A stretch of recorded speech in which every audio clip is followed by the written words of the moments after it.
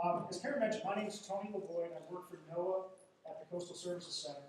So I'm not a member of the Department of Interior. I'm not a member of the FGDC per se. I am the NOAA rep to the FGDC coordination group, though. And it was a number of months ago Karen came to me and gave me the opportunity to step up, I guess you would say, and take on a larger role within the development of the platform. So I'm excited. We're going to share what we have today.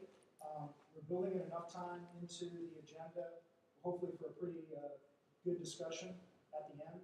But I'd like to start with a question because, as Pat mentioned, this session wasn't in the agenda. You can't get any farther away from the main happenings of the conference. We're stuck way down here. Why are you here? I mean, what do you want to hear? What would make this a successful 75 minutes of your time? And I'm serious. I'm asking a question. And I know some of you guys, so I'll call on you, but what is it that you want to hear? What brought you here? John. You're never sure about that. I can't imagine why you're calling. Number one, to learn how this is different than the NSDI, Geospatial One-Stop, Geospatial Lines of Business. What's new and different?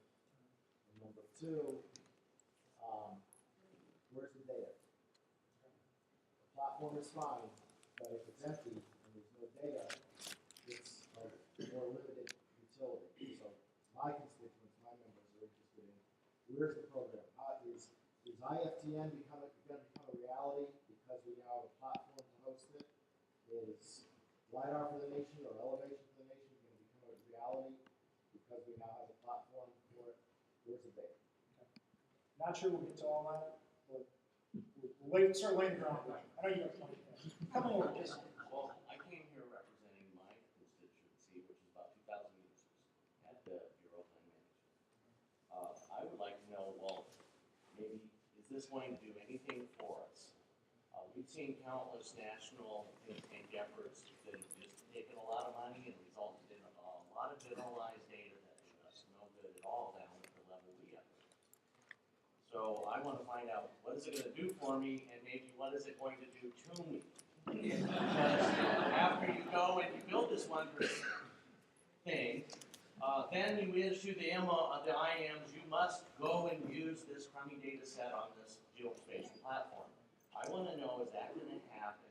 What are we going to do about it? Is there a way that we can participate and make it better? If we send data, will we actually get it back? So those are some questions that I have as the senior tech that people would ask me.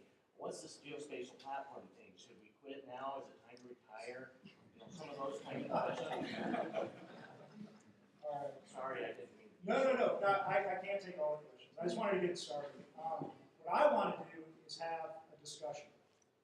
The problem is, there's only a small handful of us that actually know what's in the roadmap, so it'd be an awfully one-sided discussion if we try to just open it up and talk about the roadmap.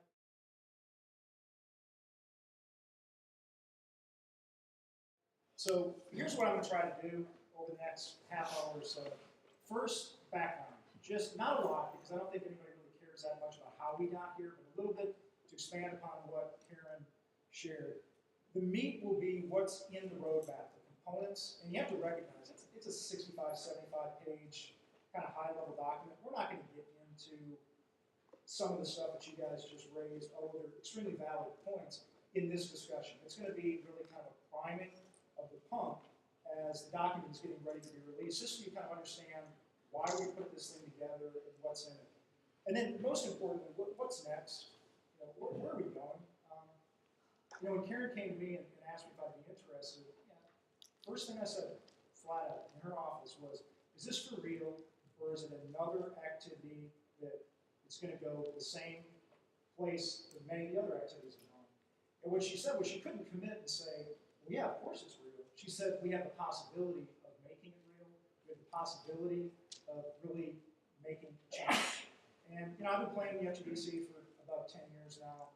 I'm willing to give it one more shot. And I think there's probably a number of people that kind of feel that way. So hopefully this is that last shot that we'll be successful on. So that's kind of the approach.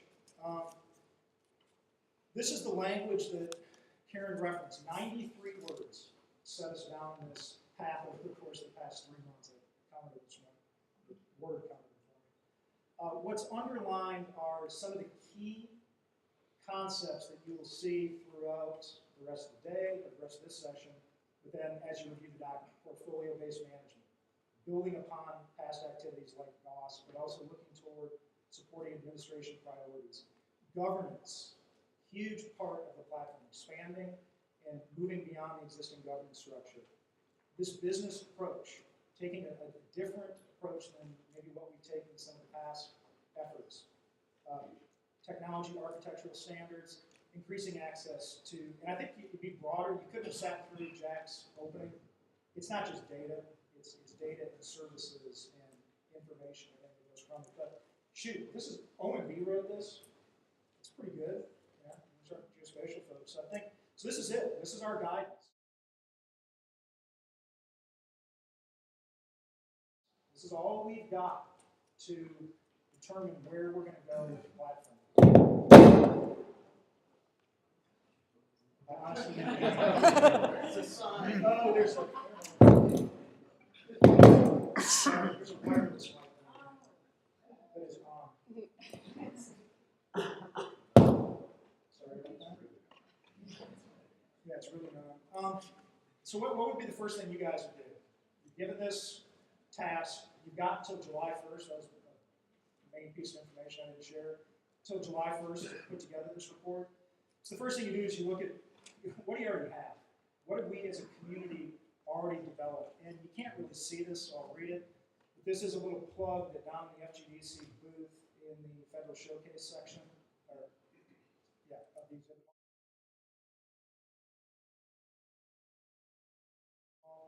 There's some information on the platform, but what's on here, if I can read it, Geospatial One Stop, the line of business, the A16 that we're going to talk about, the Smart Buy.